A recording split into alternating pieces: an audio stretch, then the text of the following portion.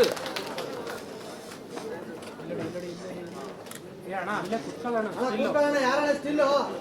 ಏ ಮಣಿಕಂಠ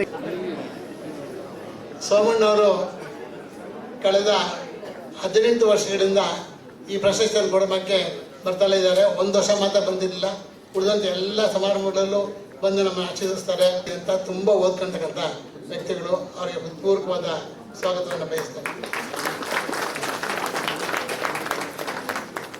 ನನಗೆ ಯಾರೋ ಹೇಳಿದ್ರು ಏನು ಹಾಲಿ ಮುಖ್ಯಮಂತ್ರಿಗಳು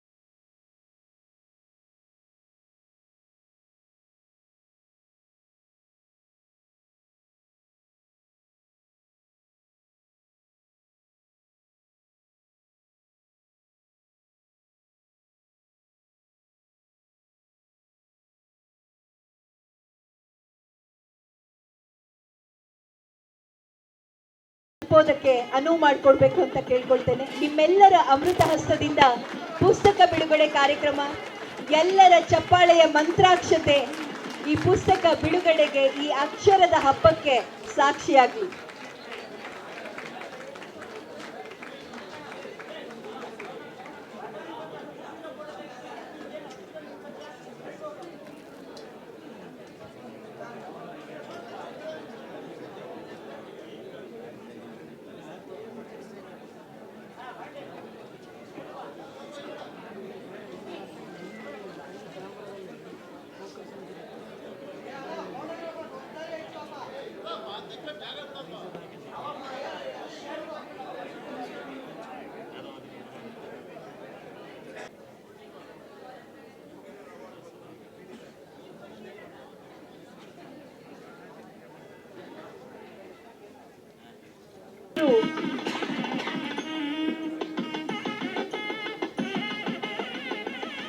ಷಡಕ್ಷರಿ ಅವರಿಗೆ ಒಂದು ಅಭಿನಂದನೆಯನ್ನ ತಿಳಿಸಬೇಕು. ನಾಳೆ ಷಡಕ್ಷರಿ ಅವರ ಹುಟ್ಟಿದ ಹಬ್ಬ.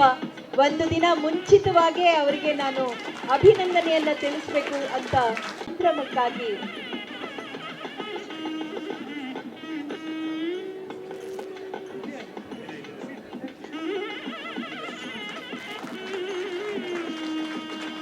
ಹಾರ್ದಿಕ ಅಭಿನಂದನೆಗಳು.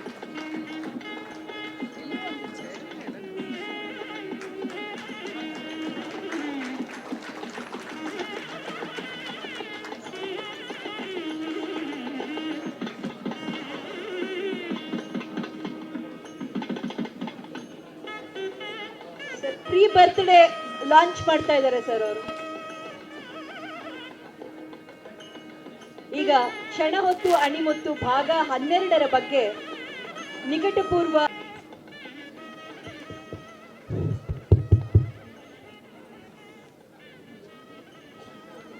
ವೇದಿಕೆಯ ಮೇಲೆ ಆಸೀನರಾಗಿರ್ತಕ್ಕಂಥ ಸನ್ಮಾನ್ಯ ಮುಖ್ಯಮಂತ್ರಿಗಳಾದ ಸಿದ್ದರಾಮಯ್ಯನವರ ಅಮೃತ ಹಸ್ತದಿಂದ ವೆಬ್ಸೈಟ್ ಅನ್ನ ಸ್ಟ್ರೀಮಿಂಗ್ ಮಾಡುವಂತ ಒಂದು ಕೆಲಸ ನಡೀತಿದೆ. ರಮಣಶ್ರೀ ಶರಣ ಪ್ರಶಸ್ತಿ ಪ್ರದಾನದ ಅಧಿಕೃತ ವೆಬ್ಸೈಟ್ ಅನ್ನ ಈಗ ಬಿಡುಗಡೆ ಮಾಡಲಾಗ್ತಿದೆ ವೇದಿಕೆಯ ಮೇಲೆ.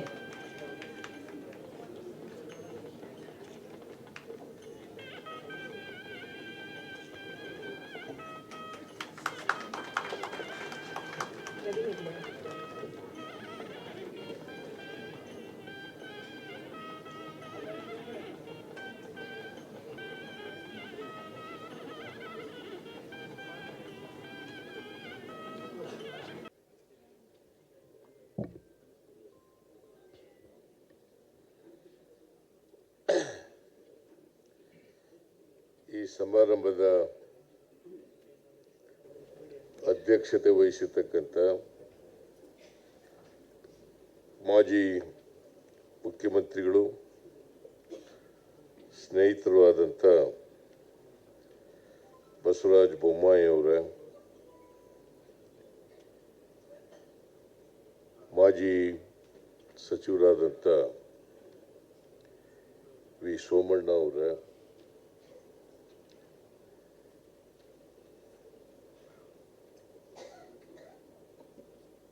ರಮಣಶ್ರೀ ಪ್ರತಿಷ್ಠಾನ ಅದರ ಅಧ್ಯಕ್ಷರಾದಂಥ ಎಸ್ ಷಡಕ್ಷರಿ ಅವರ,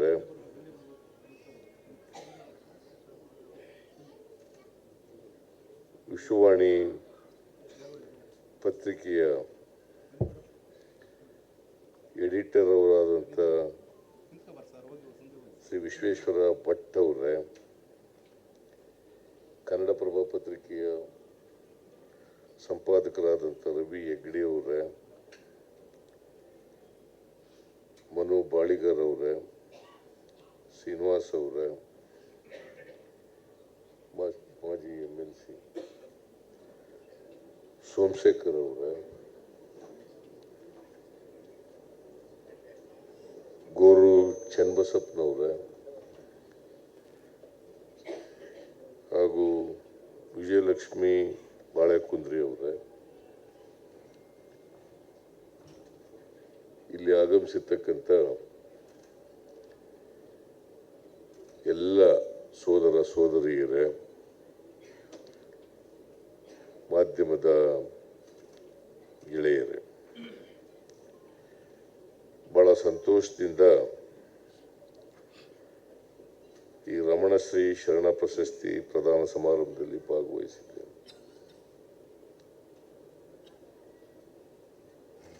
ಇವತ್ತು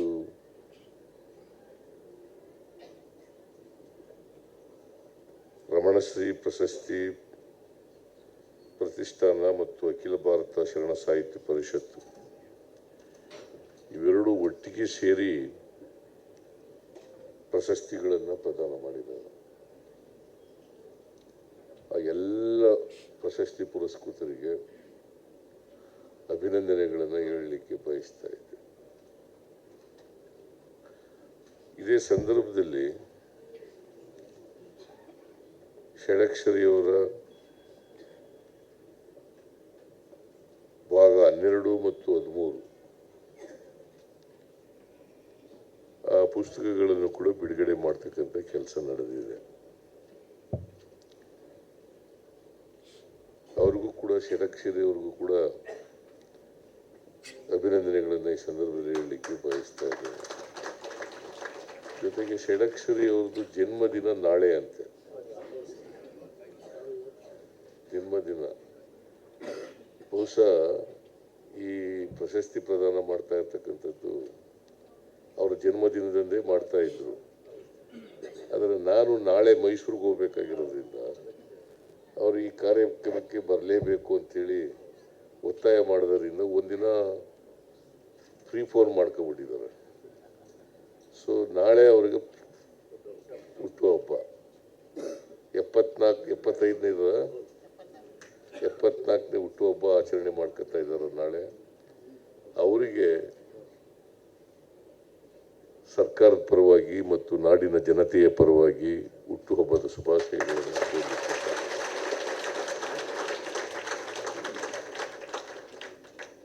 ಈಗಾಗಲೇ ಮಾತನಾಡಿದಂಥವರು ಶರಣ ಸಾಹಿತ್ಯದ ಬಗ್ಗೆ, ಷಡಕ್ಷರಿಯವರ ಬಗ್ಗೆ, ಪ್ರಶಸ್ತಿ ಪುರಸ್ಕೃತರ ಬಗ್ಗೆ ಮಾತನಾಡಿದ್ದಾರೆ.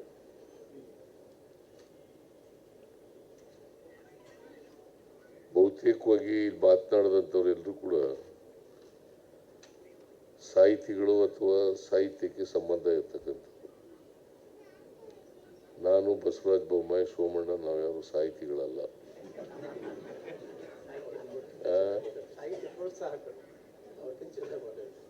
ಸಾಹಿತ್ಯದ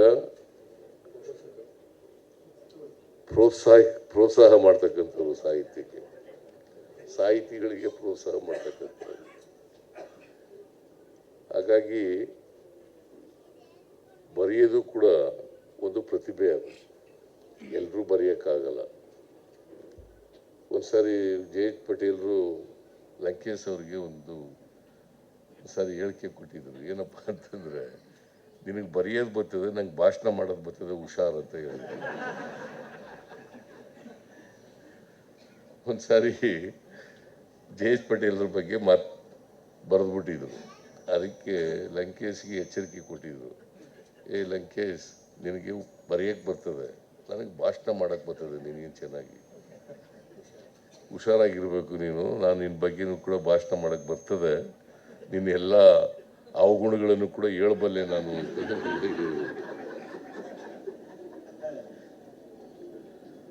ಸೊ ಹಾಗೆ ಎಲ್ರಿಗೂ ಒಬ್ಬೊಬ್ಬರಿಗೆ ಒಂದೊಂದು ಪ್ರತಿಭೆಗಳಿರ್ತವೆ. ಆದರೆ ನಾವೆಲ್ಲರೂ ಕೂಡ ಯಾವುದೇ ಪ್ರತಿಭೆಗಳಿರಲಿ, ಯಾವುದೇ ಅವಗುಣಗಳಿರಲಿ, ಮನುಷ್ಯರಾಗಿ ಬಾಳಬೇಕು ಅಂತಕ್ಕಂಥದ್ದು ಅಷ್ಟೇ. ವಚನ ಸಾಹಿತ್ಯ ಅಂತಂದರೆ, ವಚನ ಸಂಸ್ಕೃತಿ ಅಂತಂದರೆ ಮಾನವೀಯ ಸಂಸ್ಕೃತಿ ಅಂತ ಅರ್ಥ. ಅದರಿಂದ ಬಸವಾದಿ ಶರಣರು ಮಾನವೀಯತೆಗೋಸ್ಕರ ಸಮಾಜದಲ್ಲಿ, ಬದಲಾವಣೆಗೋಸ್ಕರ ಸಮಾಜದಲ್ಲಿ ಹೋರಾಟವನ್ನು ಮಾಡಿದ್ರು. ನಮ್ಮ ಸಮಾಜದಲ್ಲಿ ಜಾತಿ ವ್ಯವಸ್ಥೆಯ ಕಾರಣಕ್ಕೋಸ್ಕರ ಮೇಲು ಕೀಳು ಇದೆ, ಮೇಲ್ಜಾತಿ ಕೆಳಜಾತಿ ಅಂತ ಇದೆ, ಶ್ರೀಮಂತ ಬಡವ ಅಂತ ಎಲ್ಲ ಇದೆ.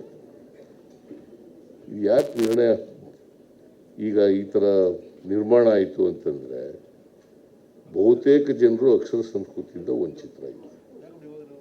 ಸಮಾಜದಲ್ಲಿ ಬಹುಸಂಖ್ಯಾತ ಜನ ಅಕ್ಷರ ಸಂಸ್ಕೃತಿಯಿಂದ ವಂಚಿತರಾಗಿದ್ದಾರೆ. ಯಾರಿಗೆ ಅವಕಾಶಗಳು ಸಿಗ್ತದೆ, ಯಾರಿಗೆ ಅಕ್ಷರ ಕಲಿತಕ್ಕಂಥ ಅವಕಾಶಗಳು ಸಿಗ್ತದೆ, ಆ ಜನರು ಸ್ವಾಭಾವಿಕವಾಗಿ ಮೇಲಕ್ಕೆ ಹೋಗ್ಲಿಕ್ಕೆ ಸಾಧ್ಯ ಆಗ್ತದೆ. ಯಾರು ಅಕ್ಷರ ಕಲಿಯಲ್ಲ, ಯಾರು ಬಡತನ ಇರ್ತದೆ, ಅವರು ಕೆಳಗಡೆನೇ ಇರಲಿಕ್ಕೆ ಸಾಧ್ಯ. ಅದಕ್ಕೋಸ್ಕರ ಬಸವಾದಿ ಶರಣರು ಅನುಭವ ಮಂಟಪ ಮಾಡಿ ನಮ್ಮ ಸಮಾಜ ಏನು ಶ್ರೇಣೀಕೃತ ಸಮಾಜ ಇದೆಯಲ್ಲ, ಆ ಸಮಾಜನ ಆರಿಜಾಂಟಲ್ ಸಮಾಜ ಆಗಬೇಕು ಅಂತೇಳಿ ಬಯಸಿದ್ರು. ಈಗ ನೋಡಿ, ಎಲ್ಲ ಜಾತಿಯವರು ಕೂತಿದ್ದೀವಿ ಈಗ ಸಮಾನವಾಗಿ. ಅನುಭವ ಮಂಟಪದಲ್ಲೂ ಕೂಡ ಹಿಂಗೆ ಕೂತ್ಕೊತಿದ್ರು, ಎಲ್ಲ ಜಾತಿಯವರು ಕೂಡ ಕೂತ್ಕೊತಿದ್ರು. ಶರಣರು ಅಂತಂದ್ರೆ ಯಾವುದೋ ಮೇಲ್ ಜಾತಿಯವರಲ್ಲ, ಶರಣರಿಗೆ ಜಾತಿನೇ ಇಲ್ಲ. ಜಾತಿ ವ್ಯವಸ್ಥೆ ಮಾಡ್ಕೊಂಡವರು ನಾವು ಅಲ್ವಾ. ಜಾತಿ ಈಗ ಕುವೆಂಪು ಒಂದು ಕಡೆ ಹೇಳ್ತದೆ, ಹುಟ್ಟುವಾಗ ಎಲ್ಲ ಮಕ್ಕಳು ಕೂಡ ವಿಶ್ವಮಾನವನಾಗಿ ಹುಟ್ಟುತ್ತವೆ, ಬೆಳೀತಾ ಬೆಳೀತಾ ಅಲ್ಪ ಮಾನವರಾಗ್ಬಿಡ್ತಾರೆ. ನಾವು ವಿಶ್ವಮಾನವರಾಗದೇ ಹೋದ್ರೂ ಪರವಾಗಿಲ್ಲ, ಅಲ್ಪ ಮಾನವರಾಗ್ತಕ್ಕಂಥ ಕೆಲಸ ಮಾಡಕ್ಕೆ ಹೋಗಲ್ಲ.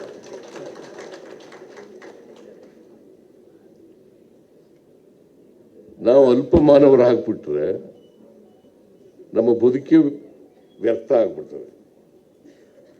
ಅದಕ್ಕೆ ಬಸವಾದಿ ಶರಣರು ಸಮಾಜದಲ್ಲಿ ಎಲ್ಲರೂ ಕೂಡ ಜಾತಿ ರಹಿತವಾದಂಥ, ವರ್ಗ ರಹಿತವಾದಂಥ ಸಮಾಜ ನಿರ್ಮಾಣ ಆಗಬೇಕು.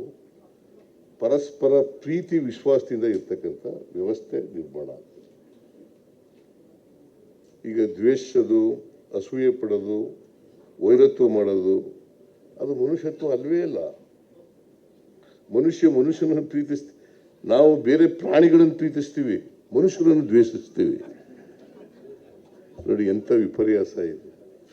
ಇದೆಲ್ಲ ಇರಬಾರ್ದು ಅಂತ ಬಸವಾದಿ ಶರಣರು ಹೇಳಿದ್ದದು. ಅದಕ್ಕೆ ಈ ಶರಣ ಸಂಸ್ಕೃತಿ ಮೂಲಕ ಆ ಬಸವಾದಿ ಶರಣರು ಏನು ಹೇಳಿದ್ರು ಆ ವಿಚಾರಗಳನ್ನು ಜನರಿಗೆ ಕೊಂಡೊಯ್ತಕ್ಕಂಥ ಕೆಲಸವನ್ನು ಮಾಡಿ.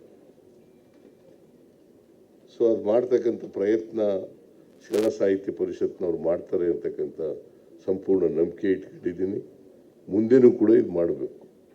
ಯಾಕಂದರೆ ಅಂತಿಮವಾಗಿ ನಮಗೆ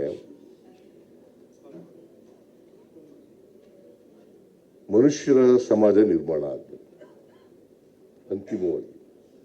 ಅದನ್ನೇ ಸಂವಿಧಾನನೂ ಕೂಡ ಹೇಳೋದು. ಶರಣ ಸಾಹಿತ್ಯ, ಶರಣರು ವಚನಗಳು ಏನು ಹೇಳ್ತವೆ ಅದನ್ನೇ ಸಂವಿಧಾನ ಕೂಡ ಹೇಳ್ತದೆ. ಆ ಸಂವಿಧಾನ ಜಾರಿ ಮಾಡಬೇಕಾಗಿರ್ತಕ್ಕಂಥ ಜವಾಬ್ದಾರಿ ನಮ್ಮೆಲ್ಲರ ಮೇಲೆ ಇದೆ. ಆ ಸಂವಿಧಾನ ಜಾರಿ ಮಾಡ್ತಕ್ಕಂಥ ಕೆಲಸದಲ್ಲಿ ನಾನಾಗಲಿ, ಬಸವರಾಜ ಬೊಮ್ಮಾಯಿ ಅವರಾಗಲಿ, ಸೋಮಣ್ಣ ಆಗಲಿ, ನಾವೆಲ್ಲರೂ ಕೂಡ ಪ್ರಯತ್ನ ಮಾಡ್ತೇವೆ. ಸಂವಿಧಾನ ವಿರೋಧ ಮಾಡೋರು ಇರ್ತಾರೆ, ಅದಕ್ಕೆ ಆಸ್ಪದ ಪಡ್ಕೊಳ್ಳೋದು. ಸಂವಿಧಾನ ಇದ್ರೆ ನಾವೆಲ್ಲ ಬಸವಾದಿ ಶರಣರು ಹೇಳದಂಥ ಸಮಾಜದ ಕಡೆಗೆ ಹೋಗ್ಲಿಕ್ಕೆ ಸಾಧ್ಯ ಆಗ್ತದೆ. ಸಂವಿಧಾನ ಇಲ್ಲದೆ ಹೋದರೆ ಮತ್ತೆ ಹಳೆಯ ವ್ಯವಸ್ಥೆ ಕಡೆ ಹೋಗ್ಲಿಕ್ಕೆ ಸಾಧ್ಯ ಆಗ್ತದೆ. ಸೊ ಇದನ್ನು ನಾವು ಅರ್ಥ ಮಾಡ್ಕೊಂಡು ಮಾಡಿದ್ರೆ ಭಾಳ ಒಳ್ಳೆಯದು. ಬಸವರಾಜ ಬೊಮ್ಮಾಯಿ, ನಾನು ಅವರು ಬೇರೆ ಬೇರೆ ಪಕ್ಷದಲ್ಲಿದ್ದೀವಿ, ಒಟ್ಟಿಗೆ ಇದ್ದವು, ಒಟ್ಟಿಗೆ ಸೋಮಣ್ಣನೂ ಕೂಡ ಒಟ್ಟಿಗೆ, ನಾವೆಲ್ಲ ಒಟ್ಟಿಗೆ ಇದ್ದವು. ಆಗ ಭಾಳ ಪ್ರೀತಿ ವಿಶ್ವಾಸ ಎಲ್ಲ ಇರ್ತಿತ್ತು. ಕಾಮ್ರೇಡ್ಶಿಪ್ ಅಂತ ಇಂಗ್ಲೀಷ್ನಲ್ಲಿ ಕರೀತಾರೆ, ಕಾಮ್ರೇಡ್ಶಿಪ್ ಅಂತ. ಅದು ಈಗಲೂ ಇದೆ, ಬಸವಣ್ಣನ ಜೊತೆ ಈಗಲೂ ಇದೆ. ರಾಜಕೀಯ ಭಿನ್ನಾಭಿಪ್ರಾಯಗಳು ಏನೇ ಇರ್ಬೋದು ಕೂಡ, ಆದರೆ ವೈಯಕ್ತಿಕವಾಗಿ ಬಸವಣ್ಣ, ಬಸವರಾಜ ಬೊಮ್ಮಾಯಿ ಇವರಪ್ಪ ಇದ್ರಲ್ಲ, ನನಗೆ ಭಾಳ ಸಹಾಯ ಮಾಡಿದ್ದಾರೆ ರಾಜಕೀಯದಲ್ಲಿ. S R Bommai, senior Bommai ಇದ್ರಲ್ಲ, ಅವ್ರು ಭಾಳ. ಬಟ್ ಇವರೇನೋ ಪಾಪ ಬಟ್ ಆಂತರಿಕವಾಗಿ ಪ್ರೀತಿ ಇದೆ. ಸೋಮಣ್ಣ ನನ್ನ ವಿರುದ್ಧ ನಿಂತಿದ್ದ, ಬಟ್ ಆದರೂ ಪ್ರೀತಿ ಇದೆ. ಎಲೆಕ್ಷನ್ಗೆ ನನ್ನ ವಿರುದ್ಧ ನಿಂತಿದ್ದೆ, ಆದರೂ ಪ್ರೀತಿ ಇದೆ. ಚುನಾವಣೆಯಲ್ಲಿ ಏನು ಮಾಡೋಕ್ಕಾಗಲ್ಲ, ಬೇರೆ ಬೇರೆ ಪಕ್ಷಗಳಿರ್ತವೆ. ಅವನಿಗೆ ಪಾಪ ಹೈಕಮಾಂಡ್ ಅವ್ರು ನಿಂತ್ಕೋಬೇಕು ಅಂತ ನಾವು ಸಿದ್ದರಾಮಯ್ಯನ ಮೇಲೆ ಹಂಗಾಗಿ ನಿಂತ್ಕೊಂಡಿದ್ದ. ಹಾಗಂತೇಳಿ ನನ್ನ ಅವನ ಮೇಲೆ ಯಾವುದೇ ದ್ವೇಷ ಇಲ್ಲ, ಅಸೂಯೆ ಇಲ್ಲ. ಅಲ್ಟಿಮೇಟ್ಲಿ ಅಧಿಕಾರ ಕೊಡೋರು ಯಾರು, ಎಲೆಕ್ಟ್ ಮಾಡೋರು ಯಾರು? ಜನ ಅಲ್ಲ, ಜನ ಏನು ತೀರ್ಮಾನ ಮಾಡ್ತಾರೆ ರಾಜಕಾರಣಿಗಳು ಮಾಡಬೇಕು. ನಾವು ಜನ ನೀವು ಅಧಿಕಾರ ಕೊಟ್ಟರೆ ಇಲ್ಲಿ ಅಧಿಕಾರದಲ್ಲಿ ಕೂತ್ಕೋತೀವಿ, ಇಲ್ಲದೆ ಹೋದರೆ ಮನೆ ಕಡೆ ಇರ್ತೀವಿ. ಆದರೆ ಜನಸೇವೆ ಮಾತ್ರ ಮಾಡಬೇಕಾದಂಥ ಕೆಲಸ ಮಾಡಲೇಬೇಕಾಗ್ತದೆ, ಸಮಾಜ ಸೇವೆ ಮಾಡಬೇಕಾದಂಥ ಕೆಲಸ ಮಾಡಲೇಬೇಕಾಗ್ತದೆ. ಯಾಕಂದರೆ ಪ್ರತಿಯೊಬ್ಬರಿಗೂ ಕೂಡ ಸಮಾಜದ ಋಣ ತೀರಿಸಬೇಕಾದಂಥ ಜವಾಬ್ದಾರಿ ಇದೆ. ಈಗ ನಾವೆಲ್ಲ ಈ ಮಟ್ಟಕ್ಕೆ ಬಂದಿದ್ದರೆ ಸಮಾಜದ ಋಣದಿಂದ ಬಂದಿರತಕ್ಕಂಥದ್ದು. ಆ ಋಣ ತೀರಿಸ್ತಕ್ಕಂಥ ಕೆಲಸ ಮಾಡಬೇಕಾಗ್ತದೆ. ಈ ಷಡಕ್ಷರಿ ಅವರು ಅದೇ ಕೆಲಸ ಮಾಡ್ತಾ ಇದ್ದಾರೆ, ಅವರು ಬೇರೆ ರೂಪದಲ್ಲಿ ಮಾಡ್ತಾ ಇದ್ದಾರೆ ಅಷ್ಟೇ. ವಿಜಯಲಕ್ಷ್ಮಿ ಬಾಳೆಕುಂದ್ರಿ ಅವರು ಕೂಡ ಅದೇ ಕೆಲಸ ಮಾಡ್ತಾರೆ, ಗೋರುಚ ಅವರು ಕೂಡ ಅದೇ ಕೆಲಸ ಮಾಡ್ತಾ ಇದ್ದಾರೆ. ನಾವೆಲ್ಲರೂ ಕೂಡ ಒಟ್ಟಾರೆಯಾಗಿ ಸಮಾಜ, ಯಾಕಂದರೆ ಸಮಾಜದ ಋಣ ನಮ್ಮ ಮೇಲೆ ಇದೆ, ಆ ಋಣ ತೀರಿಸ್ತಕ್ಕಂಥ ಕೆಲಸ ಇದೆಯಲ್ಲ, ಅದೇ ನಾವು ಮಾಡಬೇಕಾಗಿರ್ತಕ್ಕಂಥ ಕೆಲಸ. ಅದೇ ಶರಣ ಸಾಹಿತ್ಯದ ಮೂಲಕ ಇವತ್ತು ಏನು ನಡೀತಾ ಇದೆ, ಬಸವಾದಿ ಶರಣರ ಕನಸು ಏನಿತ್ತು, ಎಂಥ ಸಮಾಜ ನಿರ್ಮಾಣ ಆಗಬೇಕು ಅಂತ ಕನಸಿತ್ತು, ಅಂಥ ಕನಸು ನನಸಾಗೋ ದಿಕ್ಕಿನಲ್ಲಿ ಸಾಗಲಿ ಅಂತೇಳಿ ನಾನು ಆಶಿಸ್ತೇನೆ. ನಾನು ಯಾವಾಗಲೂ ಕೂಡ ಬಸವಾದಿ ಶರಣರ ವಿಚಾರದಲ್ಲಿ ನಂಬಿಕೆ ಇಟ್ಕೊಂಡಿರ್ತಕ್ಕಂಥವ್ರು, ವಚನದಲ್ಲಿ ನಂಬಿಕೆ ಇಟ್ಕೊಂಡಿರ್ತಕ್ಕಂಥವ್ರು. ಬಸವಣ್ಣನ ದಾರಿನಲ್ಲಿ ನಡಿಲಿಕ್ಕೆ ಸಾಧ್ಯ ಆಗ್ತದೆ. ಯಾಕಂತಂದರೆ ಅವರು ನುಡಿದಂತೆ ನಡೆದವರು. ನಾವು ಎಷ್ಟು ಮಟ್ಟಿಗೆ ರಾಜಕಾರಣಿಗಳು ನುಡಿದಂತೆ ನಡೆಯೋಕ್ಕಾಗತ್ತೆ ಇಲ್ಲೋ ಗೊತ್ತಿಲ್ಲ, ಆದರೆ ಆ ದಾರಿನಲ್ಲಿ ನಡೆಯೋಕ್ಕೆ ಪ್ರಯತ್ನ ಅಂತೂ ಮಾಡ್ತೇವೆ ಅಂತಕ್ಕಂಥ ಮಾತುಗಳನ್ನು ಹೇಳಿ, ನನಗೆ ಯಾರು ಹೇಳಿದವರು, ವಚನ ಸಾಹಿತ್ಯ ಪರಿಷತ್ತಿನ ಕನ್ನಡ ಸಾಹಿತ್ಯ ಪರಿಷತ್ತರ ಮಾಡಬೇಕು, ಅವರು ಅಧ್ಯಕ್ಷರು, ಈಗಿನ ಅಧ್ಯಕ್ಷರು ಹೇಳಿದ್ರು. ಅದ್ರ ಬಗ್ಗೆ ನಾನು ಗಂಭೀರವಾಗಿ ಆಲೋಚನೆ ಮಾಡ್ತೇನೆ ಅಂತಕ್ಕಂಥ ಮಾತುಗಳನ್ನು ಹೇಳಲಿಕ್ಕೆ. ಯಾಕೆಂತಂದರೆ ನೋಡಬೇಕಾಗುತ್ತೆ, ಪರಿಶೀಲನೆ ಮಾಡಬೇಕಾಗುತ್ತೆ. ನೀವೆಲ್ಲ ಸರ್ಕಾರದಲ್ಲಿ ಇದ್ದವರಲ್ಲ, ನೋಡಿ ಮತ್ತೆ ಏನೇನು ಸಹಾಯ ಮಾಡೋಕ್ಕೆ ಸಾಧ್ಯ ಆಗುತ್ತೆ ಅದೆಲ್ಲ ಮಾಡ್ತೀವಿ ಅಂತಕ್ಕಂಥ ಮಾತುಗಳನ್ನು ಈ ಸಂದರ್ಭದಲ್ಲಿ ಹೇಳಿ, ಮತ್ತೊಮ್ಮೆ ಎಲ್ಲ ಪುರಸ್ಕೃತರಿಗೆ ಮತ್ತು ಯಾರ್ಯಾರು ಪ್ರಶಸ್ತಿ ಸ್ವೀಕಾರ ಮಾಡೋದವ್ರಿಗೆ ಮತ್ತು ಕೊಟ್ಟವರಿಗೆ ಅವರೆಲ್ಲರಿಗೂ ಅಭಿನಂದನೆಗಳನ್ನು ಹೇಳಿ ನಾನು ಮಾತು ಮುಗಿಸ್ತೇನೆ. ಜೈ ಹಿಂದ್, ಜೈ ಕರ್ನಾಟಕ.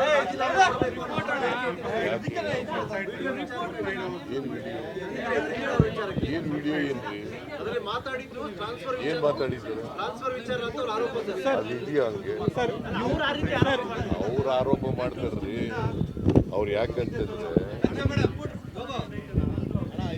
ಕದ್ಬಿಟ್ಟವ್ರೆ. ಒಬ್ಬ ಮಾಜಿ ಪ್ರಧಾನಿ, ಮಾಜಿ ಮುಖ್ಯಮಂತ್ರಿಯಾಗಿ ಮನೆ ಮುಂದೆ ಅಕ್ರಮವಾಗಿ ವಿದ್ಯುತ್ ಅನ್ನು ತಗೊಂಡು ಅವ್ರ ಮನೆ ದೀಪ ಬೆಳಗಿಸಿದ್ದಾರೆ, ಮನೆ ಬೆಳಗಿಸಿದ್ದಾರೆ ಅಲ್ವಾ? Is it an offense? Is it not an offense? ಅದನ್ನು ಮುಚ್ಚಕ್ಕೋಸ್ಕರ ಇದನ್ನು ಹೇಳ್ತಾ ಇದ್ದಾರೆ. ಈಗ ಯತೀಂದ್ರ ನನ್ನ ಜೊತೆ ಮಾತಾಡಿದ, ನಾನು ಏನು ಹೇಳಿದೆ, ಅವರು is A chairman of the ಎಂಥ ಆಶ್ರಯ ಕಮಿಟಿ ಮತ್ತು ಇದ್ರ ಕಾಡ ಎಂಥದ್ದು KDP ಮೆಂಬರ್ ಇದ್ದಾರೆ, ನಮ್ಮ ಕ್ಷೇತ್ರ ನೋಡ್ಕೊತಾ ಇದ್ದಾರೆ, ಎಕ್ಸ್-MLA ಬೇರೆ. ನಾನು CRS ಫಂಡ್ ಏನಾಯ್ತಪ್ಪ ಅಂತ ಕೇಳಿದೆ. ಅದಕ್ಕೆ ಮಾದೇವನಿಗೆ ಹೇಳಿದ್ದೀನಿ, ಲಿಸ್ಟ್ ಕೊಟ್ಟಿದ್ದೀನಿ ಮಾದೇವನ ಕೈನಲ್ಲಿ ಅಂತ ಹೇಳ್ದೆ.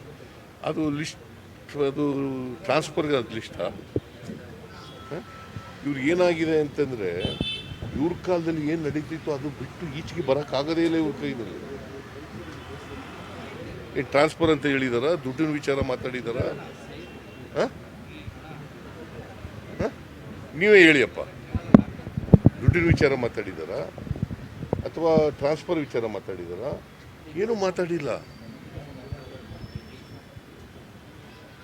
ಅದಕ್ಕೆ ಅವರು ಎಲ್ಲ ನನಗೆ ಗೊತ್ತಿಲ್ಲ. ನಾನು ಇನ್ಫ್ಯಾಕ್ಟ್ FIR ಹಾಕಿ ಅಂತ ಕೂಡ ಹೇಳಿಲ್ಲ. ಗೊತ್ತಾ? ಯಾಕಂತಂದರೆ ಯಾರೇ ತಪ್ಪು ಮಾಡಿದ್ರು ಕೂಡ FIR ಮಾಡಬೇಕಲ್ಲ. ಯಾರೇ ಅಫೆನ್ಸ್ ಆದರೂ ಕೂಡ ಆ ಅಫೆನ್ಸ್ ಮಾಡಿದವ್ರ ಮೇಲೆ ಕ್ರಮ ತಗೋಬೇಕಲ್ಲ. ಅದು ಮಾಡಿದ್ದಾರೆ. ಅದು ಮುಚ್ಚಕ್ಕೋಸ್ಕರ ಈ ಥರ ಡೈವರ್ಟ್ ಮಾಡಿ.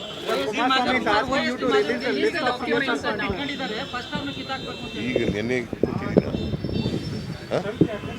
ಸರ್ಕಾರ ಕೊಟ್ಟಿರೋದು ರೀ. ಅವರು ನಿಜ, ಇಷ್ಟೇ ಫ್ಯಾಕ್ಟ್. ಈ ನಮ್ಮೂರವನು ಅವನು ಸಬ್ ರಿಜಿಸ್ಟ್ರಾರ್ ಆಗಿದ್ದಾನೆ. ಸಬ್ ರಿಜಿಸ್ಟ್ರಾರ್ ಆಗಿದ್ದಾನೆ. ಅವನು ನಮ್ಮ ಆಫೀಸಿಗೆ ತಗೊಂಡಿದ್ದೀವಿ ಪರ್ಸನಲ್ ಸ್ಟಾಫ್ಗೆ. ಏನು ವಾಟ್ ಈಸ್ ರಾಂಗ್?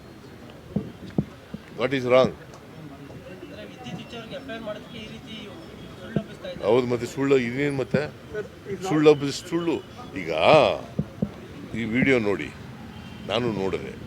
ಎಲ್ಲಾದರೂ ಕೂಡ ಟ್ರಾನ್ಸ್ಫರ್ ಅಂತ ಆಗಲಿ, ದುಡ್ಡಿನ ವಿಚಾರ ಆಗಲಿ ಮಾತಾಡಿದಾರ? ಅದಕ್ಕೆ ಟ್ರಾನ್ಸ್ಫರ್ಗೆ ಲಿಂಕ್ ಮಾಡಿದ್ರೆ ಸರ್ಕಾರದಲ್ಲಿ ಟ್ರಾನ್ಸ್ಫರ್ಗಳು ನಡೀತಕ್ಕಂಥದ್ದು ಸಹಜವಾದಂಥ ಪ್ರಕ್ರಿಯೆ.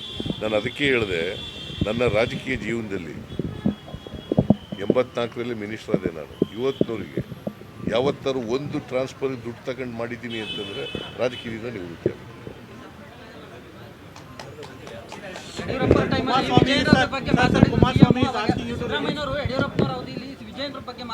ಏನಂತ ಈಗ ನಾನು ಏನು ಬೇಕಾದ್ರೂ ಹೇಳ್ಬೋದಾ? ಸಾಕ್ಷ್ಯ ಇಲ್ದೇನೆ ಏನು ಬೇಕಾದ್ರೂ ಹೇಳ್ಬೋದಾ? Sir, he is also asking you to release the documents of CSR funds which has been got for the school repair works. ಅದಕ್ಕೆ ದಾಖಲಾತಿ ಇರ್ತದ? CSR ಫಂಡ್ಗೆ ದಾಖಲಾತಿ ಮಾತಾಡೋದಕ್ಕೆ ದಾಖಲಾತಿ ಇರ್ತದ? ನಾನು ಲಾಯರು, ನಿನಗೆ ಗೊತ್ತಿದೆಯಾ? ನಾನು ಮಾತಾಡೋದು CSR ಫಂಡ್ ಸ್ಕೂಲ್ ಶಾಲೆ ರಿಪೇರಿ ಬಗ್ಗೆ ಮಾತಾಡಿದ್ದೀನಿ.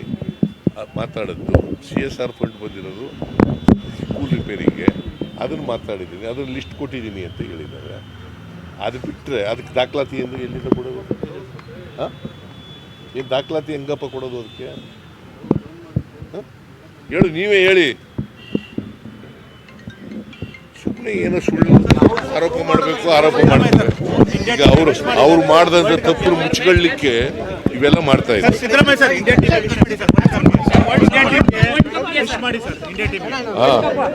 ಇನ್ನೂ ಫೈನಲ್ ಆಗಿಲ್ಲ. ನಮಗೆ one day match world cup ನಡೀತಾ ಇದೆ. ನಿನ್ನೆ ಇಂಡಿಯಾ ಟೀಮ್ನವರು ನ್ಯೂಜಿಲೆಂಡ್ ಟೀಮನ್ನು ಸೋಲಿಸಿ ಸೆಮಿಫೈನಲ್ನಲ್ಲಿ. ಯಾಕೆಂದರೆ ಹಿಂದಿನ ಸಾರಿ ವರ್ಲ್ಡ್ ಕಪ್ ನಡೆದಾಗ ಇದೇ ನ್ಯೂಜಿಲೆಂಡ್ ಮೇಲೆ ಸೆಮಿಫೈನಲ್ ಸೋತ್ಬಿಟ್ಟಿದ್ರು. ಈ ಸಾರಿ ಗೆದ್ದಿದ್ದಾರೆ, ಫೈನಲ್ಗೆ ಹೋಗಿದ್ದಾರೆ. ನಾನು ಎಲ್ಲ ಇಂಡಿಯಾ ಟೀಮ್ನ ಎಲ್ಲ ಸದಸ್ಯರಿಗೆ ನಾನು ಅಭಿನಂದನೆಗಳನ್ನು ಹೇಳಲಿಕ್ಕೆ ಬಯಸ್ತಾ ಇದ್ದೇನೆ. ಆ ಜೊತೆಗೆ ವಿಶೇಷವಾಗಿ ವಿರಾಟ್ ಕೊಹ್ಲಿ ಅವರಿಗೆ ಅಭಿನಂದನೆಗಳನ್ನು ಸಲ್ಲಿಸಲಿಕ್ಕೆ ಬಯಸ್ತೇನೆ. ಯಾಕೆಂದರೆ ಮೊದಲ ಬಾರಿಗೆ 50 ಒನ್ ಡೇ ಸೆಂಚುರಿಗಳು 50 ಸೆಂಚುರಿಗಳನ್ನು ಬಾರಿಸಿದ್ದಾರೆ. 49 ಸೆಂಚುರಿಗಳನ್ನು ಯಾರವರು ಸಚಿನ್ ತೆಂಡೂಲ್ಕರ್ ಬಾರಿಸಿದ್ರು. ಅದಕ್ಕಿಂತ ಒಂದು ಜಾಸ್ತಿ ಮಾಡಿದ್ದಾರೆ. ಅವರ ಇದನ್ನು ಸರಿಗಟ್ಟಿದ್ದಾರೆ, ಮುಂದಕ್ಕೆ ಹೋಗಿದ್ದಾರೆ. ಸೊ ಅವ್ರಿಗೂ ಕೂಡ ಅಭಿನಂದನೆಗಳು. ಅವರಿನ್ನೂ ಹೆಚ್ಚು ಕಾಲ ಆಡಲಿ ಅಂತೇಳಿ. ಮತ್ತು ಅಂತಿಮವಾಗಿ ಈ ಸಾರಿ ಇಂಡಿಯಾ ಟೀಮು ವರ್ಲ್ಡ್ ಕಪ್ ಗೆಲ್ಲಿ ಅಂತೇಳಿ ಹಾರೈಸ್ತಾರೆ.